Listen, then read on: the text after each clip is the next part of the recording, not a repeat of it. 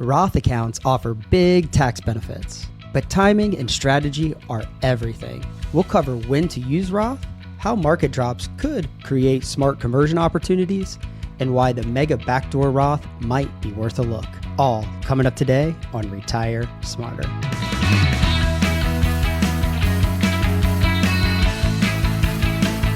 It's another episode of Retire Smarter. Welcome. I'm Walter Storholt alongside Tyler Emrick, wealth advisor, certified financial planner at True Wealth Design, also a chartered financial analyst. And we have a great show lined up for you today as we get to talk about, I love it, whenever the mega backdoor Roth IRA comes into conversation, Tyler. I don't know, just not many things in the financial world have this epic sound to it. So mega backdoor Roth is just like, I don't know, it's punchy. I like it. It is punchy, yeah. We got to emphasize the fun words for sure. But yeah, I mean, come on, Walt. We're coming into spring. Weather's breaking.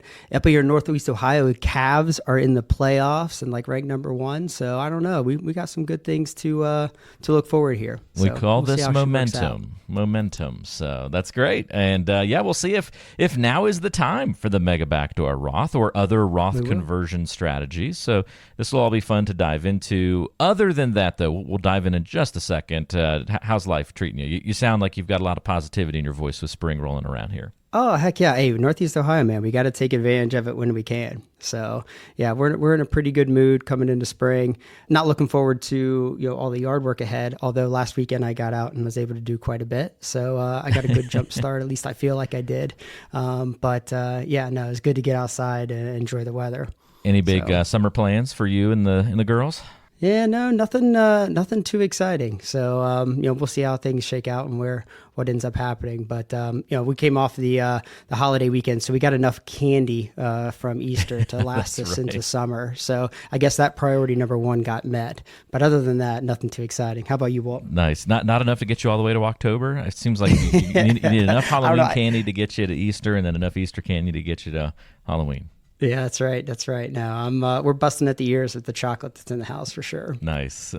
Yeah, we luckily did the giving of chocolates and candies, but didn't receive many this year. Thankfully, that's a good thing. So yeah, no, we are not overflowing. Other than Connie made cookies, and I ate most of them. So there were some cookies that got consumed. Well, I will say we did our first. This was the first year that on Easter Sunday we woke up and my wife actually had an Easter egg hunt in the house. Nice. Where the girls literally woke up full of energy and Easter baskets walking out their room, running around the house. So I'm not much of a morning person, but seeing that was pretty happy and pretty thoughtful. But so it was the first year we had done that, which was pretty cool. Very good stuff. Well, let's dive into our Roth IRA conversation today. Where should we begin? We are. Well, yeah, I mean, we're coming off of a couple episodes now, Walt, of where the market's at. Yeah, we've been kind of constantly tracking some volatility up and down the last few weeks. I don't know about you, Tyler. I'm getting a little tired of the volatility. It's just exhausting.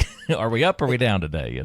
There are plenty of headlines to go around, right? Yes, to say the least. Fatigue no doubt about is setting it. in. Yeah, and it's always on our mind, rightfully so. I mean, it's extremely important. And as I was kind of thinking about what to do for today's podcast, I wanted to talk about something that was related to the market volatility, and certainly that would be helpful for the listeners as what we're going through. But maybe talk about something that was maybe not as in your face as some of the typical stuff that we would kind of go through when we experience what we have over the last, say, month and a half. And what I came up with was a pretty granular implementation of Roth conversions and how we can be a little bit more thoughtful and how now might be the right time. And you were happy to remind me too that we did cover a similar topic. Well, back in 2020 of March, we had a similar topic headline, talking about those Roth conversions. Yeah, so it's been a couple years. Right? It has been. So, I figured today we would, maybe touch on that a little bit. But of course, figured we would just break down Roth a little bit more. I mean, the Roth I think it was established back in the late 90s, 97 or so. I don't know what you were doing back in 97, Walt. But 1997, I would have been 10. Okay. Yeah, So no, that's fifth grade, getting ready for middle school, getting pretty pumped up back then. Yeah. exactly right. Trying to sneak and watch like Con Air or Face Off or one of those crazy 90 movies. There you go. Oh yeah, Con Air. It seems like I probably saw that like 30 times right around that time period. Yeah, that was my mom's favorite. Yeah, so it was always on a staple in TV. the house. Yes, absolutely. But, so the Roth has been around for a while now, right? But, I think there are absolutely some areas when we think about how we can use a Roth that is kind of confusing. I mean, you start talking about like the different rules, income limits. Heck, there's different flavors of Roth, whether it be 401k, IRA, conversions, that type of thing. So I figured today we just kind of cut through some of that noise, and talk about how we should use Roth and be a little bit more smart about, how they apply to, our families and clients' unique situations. So, that's kind of the game plan. And, I think we kind of got to start, high level and maybe just talk a little bit about like, what are we talking about when we say Roth, and what are some of the high level options, right? Yeah, I'm sure a good chunk of our listeners will know that difference already between Roth and traditional, but we're always picking up new folks checking out the show and may still be newer to the retirement and financial planning world. So always good to start with the basics. No, absolutely right. And I would agree wholeheartedly, right? That is the first part of the basics, right? It's like, hey, when we're talking about Roth, we're mainly talking about retirement accounts. So generally speaking, you could save pre-tax or you could save Roth. Now, I say generally speaking because there is a third option, this option called after tax. We'll get into that a little bit more and not get back to the mega backdoor Roth, but we'll talk about that here in a little bit. But generally speaking, pre-tax or Roth, right? And they're just how they sound. Pre-tax, you save into a retirement account, you typically get a tax deduction for it. And then of course, when you go and pull it out later in retirement, good old Uncle Sam gets their hands on a piece of that from tax standpoint. Roth, kind of just the opposite. Roth, you do not get a tax deduction, but of course it grows tax free. And I think, most of our listeners probably are like, yep, we got that. That's nothing new. Where I think where most of the confusion comes in is this difference between like a Roth IRA and a Roth 401k, 403b. So, especially when you start thinking about, I don't know, Walt, but I get it a lot. Like, hey, I can't even contribute to a Roth. I make too much money. Sure. And I hear that quite a bit. And, what those individuals are referring to, the fact that, well, if you make over a certain amount of income per year, you might not be eligible to directly contribute to a Roth IRA. But of course, a lot of the retirement plans through your employers over the years have adopted an actual Roth contribution option to them. So whether you have a 401k, maybe some individuals might have a 403b if you work for a not-for-profit or one of the hospital systems. But in either case, those 401ks and those 403bs, generally will give you two options on how you might be able to put money into those retirement accounts, pre-tax and Roth. And of course, we know that, you can make any amount of money and still put money into a Roth 401k. Also, a Roth IRA and a Roth 401k, there are certainly some income limits that are tied to both, or not income limits, contribution limits that are tied to both. But, the contribution limits to your 401k and 403b are much, much higher than what you're looking to be able to put inside of those Roth IRAs. So, the big caveat there is, you might not be in that camp to where you make too much money and just not being able to contribute to a Roth completely. You just might have to go to your employer plan, or utilize that infamous the terminology, the old backdoor Roth. I'm sure you've come across that a few times, Walt, as well. Yeah, the Roth is like the one financial thing that seems to get a lot of modifiers out there. Yes, or anything absolutely related to the IRA. I know we've talked about like stretch IRAs and how they kind of went away, and some of these things are actual plans, and some are just sort of strategies attached to it, right? Like the stretch IRA wasn't like an actual item. It was just the strategy of using an IRA, and I'm guessing the backdoor is kind of the same thing. No, you're absolutely right. In the case of the stretch, that was, when you inherited an IRA or a Roth, you were able to stretch out required minimum distributions over the course of your life. Now, with some of the legislation that's been passed in the last handful of years, that stretch provision has been changed, tweaked, and you might be eligible, you might not. So, they added a little bit of complexity there, but you're exactly right. And the backdoor Roth is you're really, really no different. it's not a separate account, but it's this idea of, well, is there another way to get money into a Roth IRA specifically if you make over those income limits? And you can, under certain circumstances, contribute money to a traditional IRA first and then do what's called a subsequent Roth conversion, which it can be very advantageous for families in that situation. Now, of course, just as anything, Walt, they try to keep us financial advisors employed. So, they got rules and caveats and aggregation rules that you need to be mindful of. But, if you happen to be in that camp, it can be a pretty nice way to say, hey, I'm putting money in my 401k. Maybe you're maxing that out. I make too much money to directly contribute to a Roth IRA. Maybe I can do this backdoor Roth option where you do a traditional IRA first and then convert it to the Roth. Which why even have that is my question. Like, why do they make it? Are they just trying to make it more difficult so less people take advantage of it? Or it just seems like if you're going to allow that rule, just let people contribute to it. Yeah, it's well, and even the name implies it, right? The backdoor Roth. It right. Like sounds shady. Let's make a thing that sounds really shady. It does. It absolutely does. So we'll see if any of the new potential tax legislation that might be coming this year changes any of that. But no, your guess is as good as mine. But we think about that backdoor Roth and this idea of a Roth conversion. I think that adds that third layer of kind of confusion. And it's like, well, what the heck is a conversion, right? And how is that different than a contribution? Because everything that we've kind of talked about so far with the Roth is this idea of really putting new money into a Roth, whether it's a Roth IRA or a 401k, you're contributing new money. The idea of a Roth conversion is essentially taking money that you already have in a retirement account, a pre-tax retirement account likely, and shifting that money over to a Roth account. And by doing that, you're essentially telling the IRS saying, hey, whatever I shift over into this Roth account, I want to pay taxes on it. And you'll pay taxes on it at whatever your federal marginal rate is and potentially state rate is when you complete that conversion. And these Roth conversions, I don't know, Walt, we've probably talked about it, more than, two handfuls of times over the years. They can be really impactful and planning tools for, not only our retirees, but individuals that are still working as well. So Roth conversions are a big planning tool that our financial advisors use to, manage individuals and families' tax brackets, not only now, but, down the road.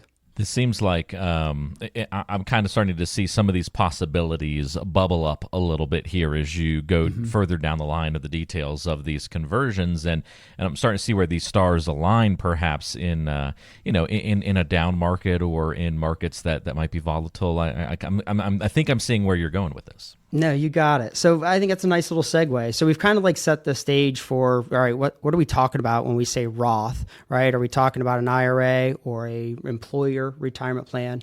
Are we talking about a contribution, or are we talking about a conversion? Obviously there's these quirky things called a backdoor Roth and a mega backdoor Roth, but let's kind of bring it all together and talk about, maybe at a high level, what some of these planning opportunities are, and what individuals and families need to be looking at when they're considering, is a Roth going to be appropriate for them? And, Walt, I kind of think, before we even get too granular, I think priority number one, if you're sitting there listening, is you really need to have a decent understanding of what your tax situation looks like now and how that tax situation might change over time. Now, that doesn't necessarily mean that you have to know, well, what laws are going to get passed and what's your tax bracket going to be. We're not necessarily saying that. What we are saying is we want to get some type of framework for how your tax bracket changes over time under current law, right? That's the best that we got, and really start focusing on and looking at, well, what are these inflection points, over the course of your working career and retirement that we can maybe take advantage of where your tax bracket is at that particular point in time, right? One of the biggest ones that come to mind, Walt, is hey, you're stop working, right? So, what happens to your tax rate when you stop working? For a lot of individuals listening, they might be like, well, I'm not working. My income's going to drop. I think my income's going to drop down quite substantially, right? Yep. Some individuals that point in time, or one of those transition points would be, when they turn RMD age, in their earlier mid 70s, when, they have to actually start pulling money out of their pre-tax retirement accounts, and those taxable distributions are, going to come, for the most part, whether you like it or not. Others, it might be an inheritance, going back to that stretch IRA that you had mentioned before, and some of the new laws there. Well, when you inherit a retirement account, now you might not be able to stretch payment out over your lifetime. So, how does that impact what your, tax rate could potentially be? And then really using that information to make better choices on, well, hey, should I save pre-tax or should I save Roth now, right? So I think it's extremely important. Priority number one is to, try to get some framework and understanding of how your tax rate's going to change over time and into retirement. And well, of course, the best way to do that is, right, a financial plan, which we harp on all the time here on the podcast. Now, if you're listening and you're kind of trying to wrap your arms around just like, okay, well, when should I prioritize a Roth? I think there are a few kind of key situations if you find yourself in to where, all right, well, a Roth, might make sense. And, probably the easiest one that I'll just throw out here is just, well, if you do that planning and get an understanding of how your tax bracket's going to likely change over the course of your working career and retirement, well then, hey, if you're in a lower tax bracket now versus down the road, well, paying the taxes now and contributing to a Roth might make sense for you, as opposed to putting your money in a pre-tax retirement account, getting a deduction, but then having to pull it out down the road at a higher tax rate. So that's probably the low-hanging fruit and easy one that kind of comes up all the time. Makes sense. So that could be like maybe you have a spouse who's going to take a year off of work to. I'm just picking a random scenario out here. Taking a year off of work to have a child and take care of the child a little bit. Maybe they're going to take a few years off. That might be an opportunity to say, well, our household income is going to be lower before you go back to work a couple years into the future. So now might be a great time to do some of these conversions. Would I be reading into that? Okay. Okay. Yeah, it could be a time to do conversions. Maybe it's a time to switch your contributions to your retirement plan from pre-tax to Roth. And utilize some of that. So no, I think that's a perfect example for it. Okay, very cool. Another one that I run into quite frequently is individuals that are trying to retire before age 65. 65 is a pretty big age because that's when you get access to Medicare. And if you try to retire before that, as we've talked about many times, is, you got to figure out what the heck you're going to do for healthcare. Yeah. And if you find yourself going on, Obamacare or an ACA plan, well, your income at that time and how much income actually hits your tax return becomes extremely important on, what you're paying for your healthcare. So individuals that are prioritizing saying, well, I'm probably going to go at 60 or my late 50s. I don't have a great solution for healthcare. You might be in a high tax bracket, but you might prioritize Roth savings because you're trying to build a pot of money that you can pull from early in retirement that's tax-free to maximize those healthcare subsidies or whatever the case may be, right? Yep. The other one or another big one is maybe not even as complex as, understanding, hey, I'm in a lower bracket now and I'll be in a higher bracket later, but maybe you're just in the same tax bracket, right? And you don't see your tax bracket changing really all that much. What I see a lot of retirees, especially, when they start thinking about how they're going to use their money in retirement, they think about, well, I need to get a certain amount to spend on a month in, a month out basis. They're not necessarily thinking about, well, hey, once I get my spending taken care of, should I be pulling more money out of my pre-tax retirement account because I can pull it out and pay the same amount in taxes, right? Now you might be like, well, why would you want to maybe pull that money out, pay taxes at the same rate and convert it over to a Roth? Well, maybe you're thinking about your estate plan and you're saying, hey, I'd much rather my children inherit money in a Roth account as opposed to a pre-tax retirement account where they have to actually take distributions from it and pay taxes on it. Or maybe you're just like, hey, I think tax rates are as low as they're ever going to get right now. I'd rather just take a bet that I'm going to pay at the same rate. And then if tax rates go down the road, well, then you kind of have provided yourself some flexibility there. Or, maybe you just want flexibility in where you're pulling your money from. And hey, I might have a car purchase down the road and I don't want to use financing and I want to take a big distribution. Well, you take a big distribution from a pre-tax retirement account, that might bump you up into the next bracket. That might be a time to where if you have some money in Roth where you might be able to do it. So, as you start thinking about that, why you might want to prioritize Roth, we listed out a handful here. There are a multitude of reasons of why you might want to look at a Roth and why it's not just a kind of set it and forget about it thing. Each year, this is something that should probably be on your docket to maybe take a look at and say, how am I using the tax brackets that I'm in now? How am I using, the retirement plans that are available to me? And are you saving in the most effective way possible, as you kind of think about what your tax rate's going to look like down the road. So many, many reasons to prioritize Roth. Just wanted to list out a few here. Yeah, that's helpful. Have we arrived to the mega backdoor Roth? We did, because of course there's probably some listeners out there like, well, okay, Tyler, that's all fine and dandy, but I make quite a bit of money. I max out my 401k. Maybe you're doing this backdoor Roth option, and then you're like, well, okay, I've used up all the Roth options that I have unless I want to start converting money. And I may not, maybe you're just not ready to convert money because you're in a high tax bracket now. Well, this is where that mega backdoor Roth kind of comes into play. Now, early in my career, I worked, at a really big broker dealer that had quite a bit of, retirement plans and employer retirement plans.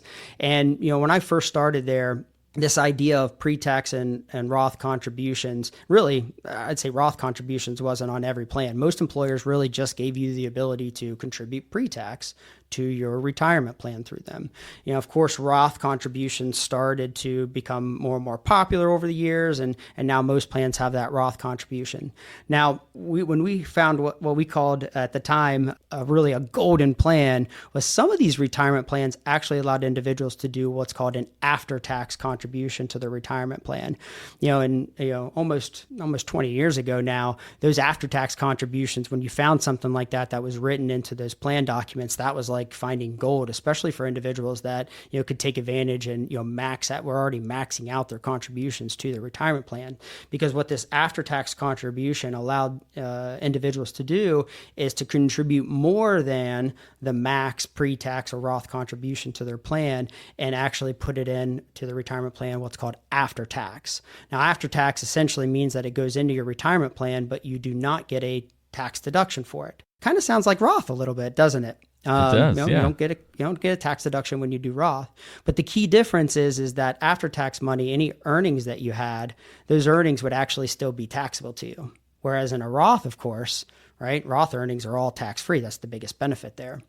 So, some listeners might be like, okay, well, that doesn't sound all that great. But there's a quirky rule that actually allows you to take those after-tax contributions, not the growth, but the contributions, and actually convert them over into a Roth without paying any tax on it, which of course then now you got that money in a Roth and it's growing tax-free. And of course there are no income limits on that. There are no, conversion limits. So, some individuals that have been taking advantage of that over a number of years could have a pretty substantial amount of after-tax contributions into their retirement plans through their employer. And then when they retired, or now actually the retirement plans will allow you to convert right inside of the plan. And a lot of times just do it automatically.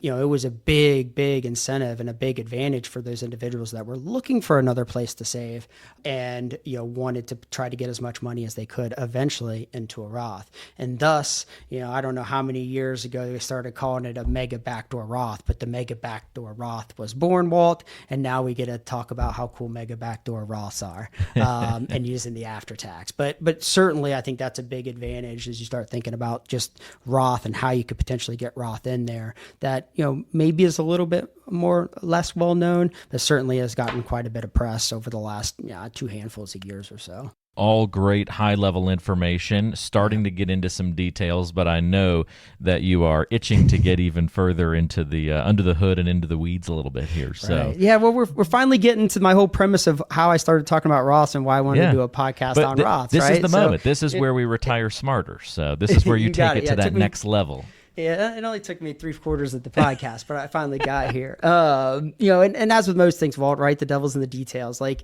when you start thinking about a Roth, one of the important and most impactful planning strategies with a Roth is this idea of a Roth conversion.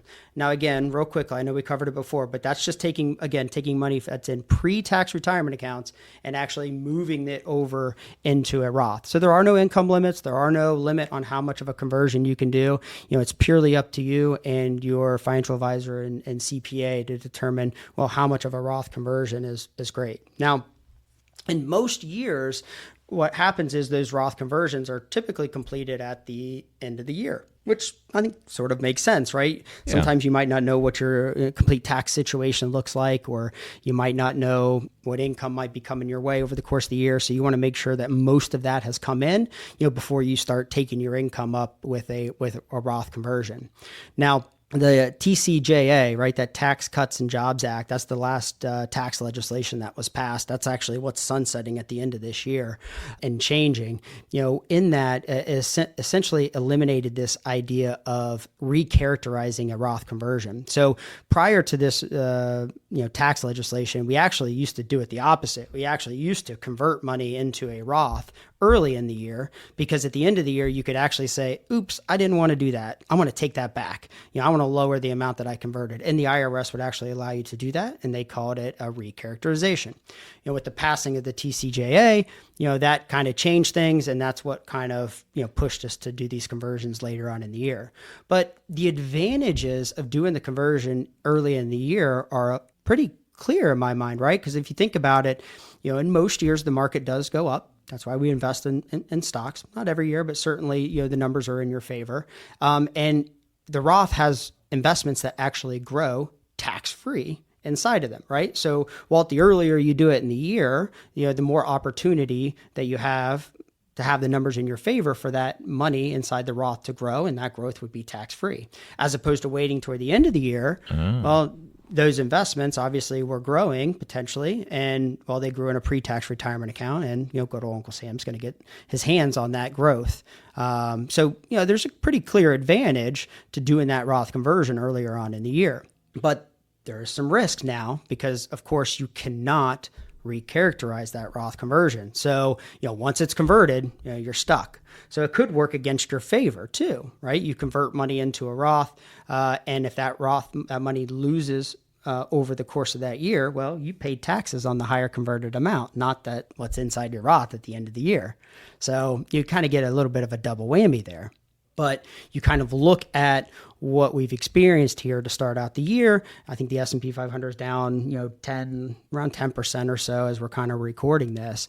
And you start thinking about, if the market were to take another leg down, or you start to think about, hey, I had an idea that I was going to do a Roth conversion this year. The question becomes does it potentially make sense for you to do a partial conversion or convert a little earlier in the year? So that way, if you're saying, hey, I'll buy low, and then, some of that potential growth over the course of the remainder year then would be tax-free. So that's what we kind of think. It's good to know that it's a toothpaste situation, though. We can't put it back in the tube once it's out. Yeah, very, very, very important. Well, and I think, if I could take it even one step further, it kind of opens up another can of worms, this idea of asset location. And when you do a Roth conversion, what assets and investments are you actually converting over to the Roth? Are you converting interest-bearing investments? Are you converting over stocks? What are the return expectations for those? Ideally, when we start thinking about like your Roth account, from a high level, you probably would want your more aggressive, higher earning investments inside of there. Well, depending on, what's going on in the market, depending on the timing of your Roth conversion, the want of what you actually convert might change. And depending on your situation and what else that you have going on inside of your portfolio, I think taking a good look at, all these things. Well, hey, should I maybe convert a little bit earlier in this year? hey, what assets should I convert? And, how do I want to make sure this is my best use case? And you're taking advantage of all those little nuances and all the little granular implementation stuff that can add value over time if you're a little more thoughtful just on, well, hey, I'm just going to convert this dollar amount each year at the end of the year in Roth. And, it's a random set of investments inside your accounts or whatever the case is. So as always, we feel taking that more granular approach over time, can stack the chips in your favor. All good points, Tyler. Anything else we should know about these conversion opportunities at kind of this point in time, this 2025 edition of this conversation, I suppose? It is. Yeah, no. I mean, I think we hit the big ones. I mean, if you're sitting there listening and trying to digest, don't lose sight of like the first step is trying to get an understanding of like, well, do you want to utilize a Roth? And to do that, you have to have a good understanding of, or at least an idea of, how your tax rate might change over time. That's the great first step. And then from there, now we can get down into some of the more granular weeds on, well, how are you saving? Should you be doing Roth or pretax?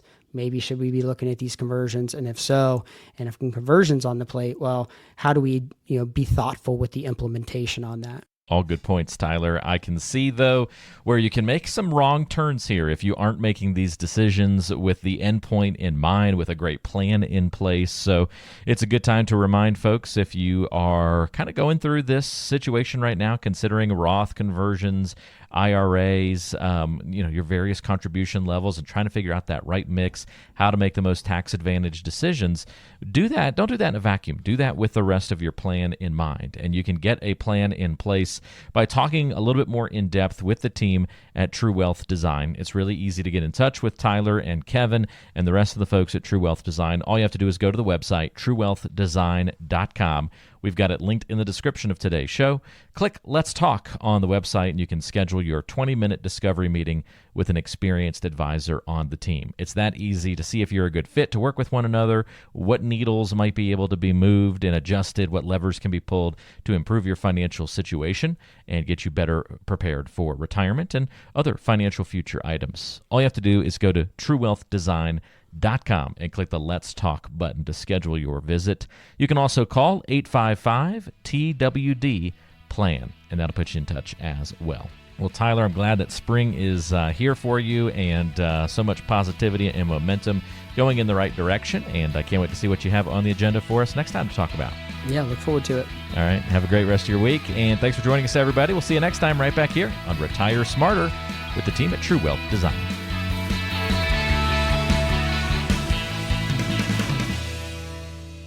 Information provided is for informational purposes only and does not constitute investment, tax, or legal advice. Information is obtained from sources that are deemed to be reliable, but their accurateness and completeness cannot be guaranteed. All performance reference is historical and not an indication of future results. Benchmark indices are hypothetical and do not include any investment fees.